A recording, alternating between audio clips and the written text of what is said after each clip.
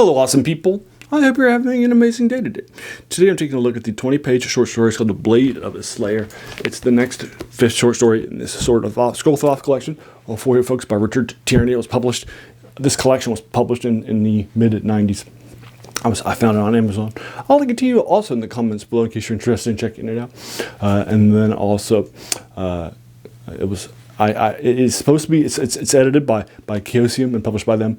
So it's supposed to be in the Cthulhu Mythos. But so far, while I have seen some references that could be interpreted or names of the era when this is being written in the Roman Empire times, it's really more of a fantasy dark sword and sorcery rather genre with most of the things. I mean, you're not running in a bunch of bad guys.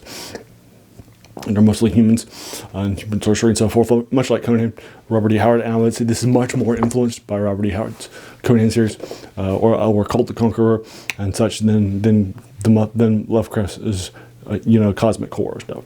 So that's why I think this is probably it might still be in the Cthulhu Mythos stuff, if you will, but purists might be disagree with it also because the feels very, very different too. This is a heads up. This is more fantasy sword and sorcery than it is, Cthulhu Mythos stuff. So this short story, 20 pages long, is the next short story in this collection. All these are sequential, so I typically don't do a deep dive into my reviews of things like this. I read it last night for the first time in about 40 minutes. It was very, very fast, good stuff. But as a heads up, I typically just do the first couple pages, but in this case, it feels like I would be, but I try not to do any spoilers, but in this case I don't have to. Because basically what's happening is that our main character, Simon Magus, is fleeing from bandits. He's just escaped, and now he's just let go of his horse on the first page, and now he's riding into the wasteland of an area and hoping to drive off the bandits that have chased him, captured him, and now he's now escaped from. And so now he's been intentionally gearing himself towards an area that's supposed to be downright dangerous and with some ghosts and stuff like that, hoping that the bandits will be scared and not come back. So that's basically the setup. This is what's happening in the first couple of pages, 28 pages, and then we'll find out what happens there. So that's again that is the Sword of the Slayer set up in the first couple of pages. Not anything that's spoilers because he wasn't captured in the bandits in the previous episode or anything like that. I love the ending on this. I think it's very, very strong. So I didn't see it coming with you folks. But but I do like it too. Again, it's sword and sorcery stuff. It's low fantasy stuff. Loved it lots. I liked its concepts. I love its core areas. Its world building. It's not too long at 20 pages, 40 minutes long. And it's not too short either. It does a good job at world building. It's well paced. The fight scenes are great. I think this has the best fight scenes in the 5 things I've read so far. And this is my favorite episode of the 5 so far. I'm giving this an 8 out of 10 to it. It's very, very strong by Richard Tierney for you folks.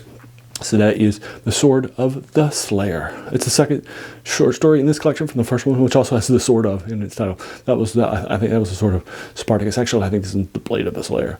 But you get the idea. So there you are. That is Richard Tierney's 20-page work. Have you read it or anything else? Have you read this collection? Let me know in the comments below. No spoilers. Whether or not you agree or disagree with my 8 out of 10. Let's talk about that too. If you enjoyed this, let me know.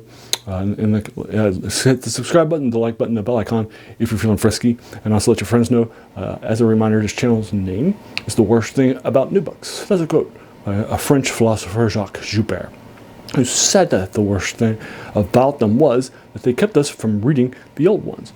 And this is definitely an older work published decades ago that we oftentimes have forgotten about and lost. Right, the Cthulhu Mythos was created in the pulp era by H.P. Lovecraft that had a shared world of all this horror stuff. There were cosmic horror, fantasy horror in the dreamlands, and also science fiction horror too, like the color out of space.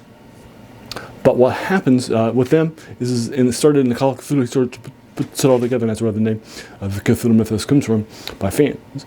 And then he started to incorporate things from his fellow writers, and they started to incorporate things into him, and they created one shared universe that everything happens in, right? There's actually a character by Robert E. Howard in the mythos set in the Roman Empire, like this one too.